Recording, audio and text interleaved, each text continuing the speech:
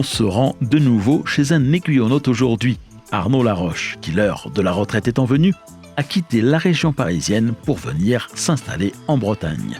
Et bien sûr, son train l'a suivi. Arnaud a pu aménager un coin du sous-sol de sa nouvelle maison pour y loger un réseau qu'il n'avait jamais trouvé la place d'installer auparavant. Et ce n'est pourtant pas faute d'avoir essayé, comme il va nous le raconter. Alors je sais que ça va vous plaire, sur ce réseau, les locomotives électriques roulent pantographe levé, voire frottant quand c'est possible. On voit tout ça dans ce nouveau reportage. Bonjour et bienvenue dans Aiguillage.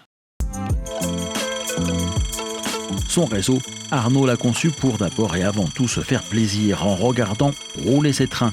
Mais s'il est autre chose qu'il apprécie particulièrement, c'est de pouvoir créer le maximum de choses par lui-même. Son budget train passe dans l'achat d'un peu de matériel roulant. En revanche, côté décor, sa préférence va à la récupération et à la bricole. On retrouve par conséquent quelques maquettes bien connues, sortant du commerce, mais celui datant d'il y a quelques dizaines d'années, pas celui d'aujourd'hui. Et pour le reste, le décor a été créé de toutes pièces, avec le plus souvent les moyens du bord. Ce qui compte avant tout, c'est d'entretenir la flamme d'une passion allumée dès le plus jeune âge. C'est un peu comme tout le monde, en fait, j'avais un grand-père qui travaillait à la SNCF, donc j'ai commencé effectivement dans le train tout petit vers 4-5 ans, avec un train Hornby tin plate en haut. Et puis après, j'ai fait des petits réseaux, on m'offrait souvent des locomotives Jouef, Champagnole à l'époque, etc., etc.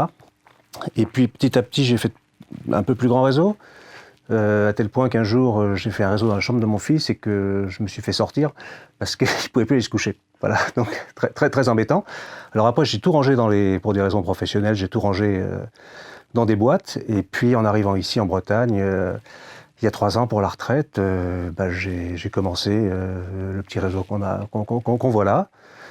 Et donc c'est quelque chose de très peu technique en fait, de très traditionnel, avec quand même une petite partie numérique pour ce qui est du réseau extérieur, et puis beaucoup de matériel en fait qui tourne encore en analogique, mais ça me convient assez bien, donc peu de technique, mais un décor autour de ça, fait beaucoup maison, beaucoup de cartons, beaucoup d'allumettes, beaucoup d'épingles à cheveux, et puis ça permet en fait de regarder tourner ces trains, et puis de faire marcher l'imagination. Ton envie, toi, c'était vraiment de créer un petit univers. C'est créer un petit univers en fait, et puis faire en sorte que les jolies rames me fassent rêver dans leur univers, avec leurs pantographes, leurs caténaires, etc., etc. Donc j'insiste un peu sur le fait que j'aime bien avoir une caténaire quand il y a des motrices électriques, tout ce qui a des pantographes, faut que ça frotte. Ça c'est mon plaisir, donc voilà, il y a des petites choses comme ça, mais je fais ça au fur et à mesure, et puis là bientôt je vais faire une extension. Il y a un permis de construire auprès de ma femme, c'est dans le parapheur. Ça devrait être signé dans pas longtemps, ce qui me permettra de partir sur la partie gauche de la cave, et donc de récupérer, je sais pas, 5, 6, 7 mètres carrés peut-être en se battant un peu. Il faut que j'affine le projet, peut-être une grande gare terminale, peut-être un réseau de voies cachées, je sais pas. Que tu vas raccrocher à ce... Que je raccroche à celui-ci, oui, tout à fait, pour faire en sorte effectivement que les deux parties soient cohérentes, quoi. Le moins que l'on puisse dire est qu'Arnaud a été particulièrement persévérant et patient. Son projet de réseau ne date pas d'hier. Il a porté ce projet de construction pendant de nombreuses années. Je l'ai construit à 62 ans, ou 61 ans, et en fait, j'y pensais depuis l'âge de 5 ans. Donc j'ai eu le temps de réfléchir un peu la forme du réseau, et donc je suis parti tout naturellement, compte tenu de la configuration de la cave, sur un double os de chien retourné, replié sur lui-même, et donc un réseau un peu tour de pièce, si on peut dire ça comme ça, puisqu'en fait il y a un accès au milieu qui permet effectivement de travailler aisément des deux côtés du réseau. La voie extérieure en fait, qui fait une vingtaine de mètres linéaires, est mixte, donc j'ai installé effectivement une petite centrale Roco, et je peux basculer soit en numérique, j'ai 5-6 motrices, pas plus, mais ça m'amuse d'avoir des trains qui sifflent et qui font du bruit. Je peux aussi tout basculer de ce côté-là en analogique et faire tourner mes 40 motrices qui, elles, ne sont pas équipées de décodeur. Et puis la voie intérieure est toujours analogique pour l'instant. Un des projets de l'hiver, c'est peut-être effectivement de rendre tout ça mixte également pour la cohérence de l'affaire. Pour ce qui est du décor, Arnaud n'était pas fixé sur quoi que ce soit de particulier. Ni thème, ni lieu, ni époque précise. il aurait plutôt été du genre à vouloir un peu de tout. Je suis admiratif devant des gens qui sont capables de reproduire 150 mètres d'une ligne précise ou d'une gare précise au code exact. Moi, je voulais en fait une grande gare principale, je voulais une rotonde, je voulais un dépôt, je voulais une plaque tournante, je voulais une petite gare, je voulais un village, je voulais tout. Donc en fait, le réseau doit faire 4 mètres 20 ou 30 par 3 mètres 20 ou 30. Et ben, je me suis efforcé de tout faire passer et puis que ça soit à peu près cohérent, enfin pour moi en tout cas. Vous n'allez peut-être pas pour tout le monde, mais pour moi en tout cas ça me convient. Bah, si on regarde bien, on peut être partout. En fait, j'ai mis quelques panneaux, puisqu'on est en Bretagne, donc j'ai mis quelques panneaux BZH qui permettent effectivement, et d'ailleurs le drapeau breton flotte sur la gare. Maintenant, quand on regarde bien les fonds de décor, on dirait plus les monts du Forez que les monts d'Arrée. Donc on est à la fois partout et nulle part. C'est un peu ça l'idée en fait. Voilà, c'est de faire rouler les trains, c'est de les regarder, c'est très peu de technique en fait, et c'est beaucoup d'éclairage. J'aime bien effectivement. Là où je mets des fils, c'est pas pour brancher des relais ou faire en sorte que plein d'automatismes se mettent en route, je ne sais pas le faire. En revanche, mettre des petites loupiottes partout, ça me plaît. Rien de très élaboré par conséquent pour l'alimentation électrique des circuits. 3 transformateurs qui alimentent autant de cantons et une centrale d'entrée de gamme suffisent. Ces 3 transfos, un gros transformateur qui crache 10 ampères, ce qui est beaucoup en fait, mais qui me permet en fait, j'ai acheté en Allemagne ça, et ça me permet en fait de me dire que je peux monter une fête foraine le jour où ça me prend, sans qu'effectivement il y ait de surtension ou de choses comme ça. Pour le reste, effectivement, c'est tout simple, c'est 3 transformateurs, c'est une petite centrale Rocco Multimos qui marche très très bien. Et puis c'est 2-3 cantons sur la voie analogique et puis 2 fils sur la voie numérique et puis c'est tout. Oui, c'est ça. Sur la partie classique, si je puis dire ça comme ça, sur la partie analogique, effectivement, j'ai un transformateur par canton, ce qui me permet de faire rouler 2-3 trains. Sauf que comme j'ai que 2 mains, c'est parfois un peu compliqué. Au-delà de ça, je suis absolument débordé. Alors j'aime beaucoup tout ce qui est électrique. La vapeur, c'est pas trop mon matériel, bien que mon grand-père, effectivement, ait été mécanicien d'une Pacific 231 Chaplon. Moi, ce qui me plaît, c'est vraiment tout ce qui est électrique, tout ce qui a des pantographes. D'où, effectivement, une contrainte supplémentaire rajoutée, puisqu'il a fallu que je monte la caténaire sur environ 35 mètres. Quoi. Et c'est pas fini. Il me reste un peu de stock. La caténaire est rien de plus pénible parce qu'on peut plus mettre ses wagons, on peut plus poser ses voitures, on peut plus poser ses locomotives, ça arrache les pantographes, c'est une horreur, mais ça me plaît. Ici on roule panneau levé, voilà, et si possible, quand on y arrive, panneau frottant. Ça c'est important parce que le travail du pantographe sur la ficelle, c'est quelque chose de très très très important et c'est un de mes plaisirs que de voir les archets en fait ou les pantographes G en fait baisser, monter en contact direct. Tant pis s'il y a de l'usure, c'est pas grave. Bon, il faut essayer de poser la caténaire de manière à peu près rigoureuse et faire en sorte que tout ça soit. Alors, je fais pas de zigzag comme dans la réalité, hein, parce que là, ça serait un peu compliqué. Quoiqu'il y en a qui se font naturellement sans que je le sache. Néanmoins, c'est essayer de bien centrer effectivement au-dessus de la voie. C'est pas très facile quand on a des courbes resserrées comme on l'a sur les parties de décor caché, sur les raquettes de retournement finalement. Où là, effectivement, on est obligé de rapprocher ou de tordre la caténaire en elle-même, ce qui n'est pas très joli, ou bien de rapprocher énormément les poteaux. Mais pour le reste, il suffit de bien centrer et ça se passe pas trop mal. Comme la caténaire, en plus, c'est vu la quantité de la longueur en fait à équiper, bah, ça revient un petit peu cher. J'ai attendu de trouver 2 fois de suite sur eBay en fait des lots. Acheté à 2h du matin quand il n'y a personne pour enchérir. Et puis donc j'ai eu la chance de tomber sur un premier lot en fait d'une caténaire assez fine au final, bon, qui n'est pas évidemment du niveau des meilleures réalisations ou productions d'aujourd'hui, mais qui me permet que j'ai mis en premier plan, ou sur le niveau principal. Et puis je suis tombé il n'y a pas très longtemps, il y a peut-être 6 mois, sur un stock de caténaires marquées. Qui est très grossière, mais une fois posé tout ça, une fois mise en peinture en vert de gris, au final, on a quelque chose mis sur les voies du fond, on a quelque chose qui finalement passe très bien à l'œil, surtout vu de loin, et ça me va aussi. Alors, pas de distinguo subtil sur 25 000, 15 000.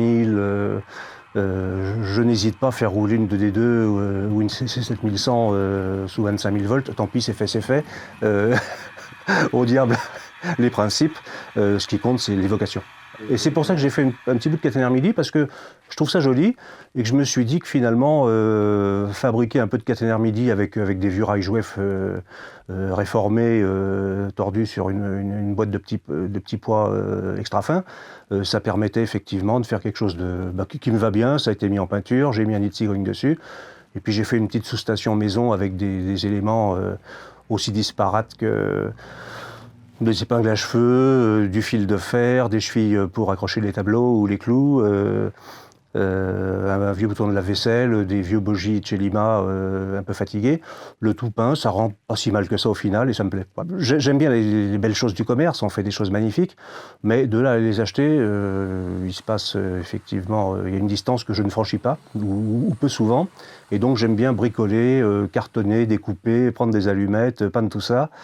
Et au final, le canal est tout en carton. Les écluses, c'est du médium découpé, des allumettes collées dessus pour les portes, des petits bouts de fil de fer pour les mamontoirs, etc., etc. Et à l'arrivée, encore une fois, au final, ça donne une évocation qui, si elle n'est pas parfaite, est au moins satisfaisante. Comme j'ai commencé le train relativement jeune, j'ai encore des maquettes. La petite gare de Neuvy, par exemple, qui est la gare secondaire, m'a été offerte par mon père le jour de la naissance de mon frère, qui aujourd'hui a 53 ans. Donc c'était en 69 ou 70, quelque chose comme ça. Ça ne nous rajeunit pas du tout, mais elle est très bien cette petite gare, elle est très vaillante. Elle a beaucoup vu passer de trains de toutes sortes, dans tous les sens, de toutes marques et de tout calibre. Et puis là, je viens de l'équiper d'Hortensia fait maison, parce que je savais que tu venais, et donc c'était important d'être un peu accueillant. Entorse au règlement, j'ai quand même acheté récemment des choses chez un fabricant, je pense qu'on peut le citer, qui s'appelle Metcalfe, qui est un fabricant anglais, qui fabrique dans son garage, en fait. C'est des Anglais pleins d'humour, qui sur leur notice vous expliquent qu'une fois que vous avez fini la page 3, vous pouvez prendre une tasse de thé, en anglais. Ce sont des maquettes très très jolies, alors un petit peu qu'on peut franciser en fait, mais qui coûtent 3 francs 6 sous et qui sont en carton découpé laser et qui permettent effectivement de faire des choses, notamment la rue de la Gare d'ailleurs est équipée de commerces qui viennent des fabrications de Metcalfe. Pour mettre un peu de vie dans tout ça, Arnaud s'amuse à parsemer sa maquette de petites scénettes, souvent pleines d'humour. Il va nous en montrer quelques-unes. Je pourrais vous montrer, par exemple, il y a un contrôle de police là. Et les policiers, en fait, ont fait une énorme bourde. Ils viennent d'arrêter le lieutenant Colombo. Donc on voit son chien dans la voiture, son vieux basset là, qui se demande bien pourquoi on a arrêté son patron, ou son maître. Et puis on voit passer Louis la Brocante. Sur le côté, là, dans son petit pache. Je pourrais vous montrer aussi mes enfants m'achetant régulièrement des petites boîtes de personnages phallaires. Quelquefois, ce sont des choses qui sont très originales, mais qu'on a peut-être un petit peu de mal à positionner. Et donc, j'ai eu notamment un truc qui est très joli, qui est un réalisateur de film qui tourne son film avec son équipe de cinéma. Et comme j'avais peint, quand j'avais 13-14 ans, des soldats air fixes, style napoléonien, j'en ai profité sur la colline pour reproduire en fait Stanley Kubrick assis sur son fauteuil de réalisateur qui tourne Barry Lyndon. Quand j'en aurai assez, je retirerai tout ça puis je ferai autre chose, mais pour l'instant, voilà, je trouvais ça rigolo. Donc on me dit parfois c'est anachronique de mettre des soldats napoléoniens sur la colline, mais non, ça se justifie par le fait qu'on tourne un film et qu'il y a même au fond en fait un décor en carton-pâte derrière lequel il y a marqué Paramount. C'est le fait accompli en quelque sorte. Ouais. En fait, on m'offre quelque chose, je l'intègre quoi qu'il arrive. Voilà. Donc, et c'est très bien comme ça. Alors on voit le général de Gaulle qui part à Colombey là-bas dans sa DS avec son escorte. Autrement, j'ai fabriqué des petits sacs PTT maison là pour aller avec un petit cadeau des enfants aussi, qui sont des chariots de la Poste époque 3 de chez RE. On a des alpinistes qui montent gentiment, là c'est pareil, sur leur petit rocher. On a le garage Mendes qui est en plein travail, le garage moderne là. Le grand Mendes est à l'œuvre, il répare des voitures anciennes, dont une Facel Vega, une Mercedes 200 300 SL. Tout cela réalisé avec les moyens du bord, car Arnaud reste fidèle à ses principes. Moi j'achète mais je me porte, et quand j'ai de l'argent à consacrer au train, c'est pour acheter du matériel.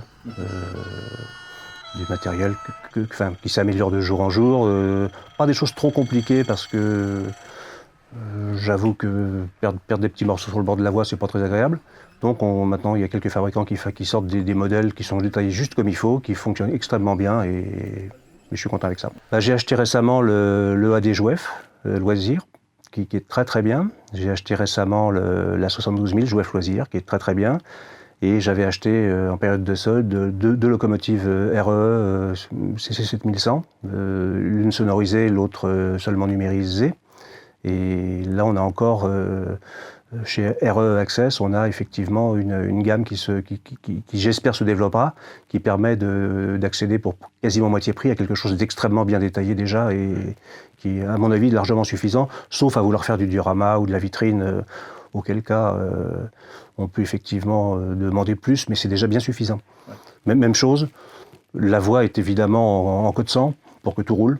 Pas question de mettre du code 75 ou des choses de ce genre-là, qui sont évidemment beaucoup plus jolies, beaucoup plus fines, mais qui ne permettent pas de faire tout rouler. Et comme je ne compte pas digitaliser mes 50 locomotives analogiques, voilà. Et puis il y a un autre projet qui est en cours. Ça va être là c'est un travail de bénédictin, ça va être de peindre le flanc des rails en peinture rouille. Donc j'ai déjà commencé avec une bombe tout au fond du réseau.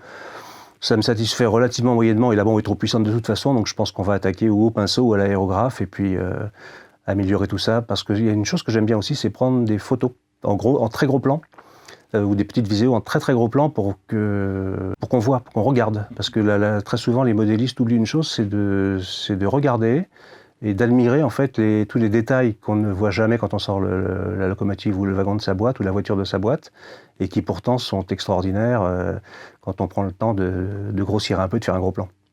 Autre chose à laquelle Arnaud va s'attacher, c'est à la probable extension de ce réseau qui pourrait très prochainement gagner quelques mètres carrés, voire carrément s'étendre à un autre étage de la maison. L'avenir, effectivement, c'est, dès que j'aurai le permis de construire officiel octroyé par ma femme, c'est partir sur la gauche du réseau, en fait, vers le fond de la cave, où je peux récupérer 5, 6, 7 mètres carrés, je ne sais pas, et pour y faire quelque chose qui n'est pas encore déterminé, mais en tout cas, voilà. C'est-à-dire que je fais partie des gens qui, une fois que tout est construit, s'ennuient. Donc il faut toujours avoir quelque chose à construire, et je n'exclus pas l'idée, ou crime de lèse-majesté peut-être, de tout démonter un jour pour monter au grenier. Parce que là-haut, il y a de la place. Et donc quand on aura pu équiper le grenier, c'est un grand grenier, là j'aurai de la place pour faire quelque chose. Et une fois que tout sera fait, ben voilà, pourquoi pas tout démonter pour recommencer autre chose. En récupérant, en réutilisant bien sûr, hein. Ouais, en jetant le moins de choses possible parce que j'aime pas gâcher. Eh bien voilà qu'il me faudra peut-être une autre visite chez Arnaud quand certains de ses projets auront abouti.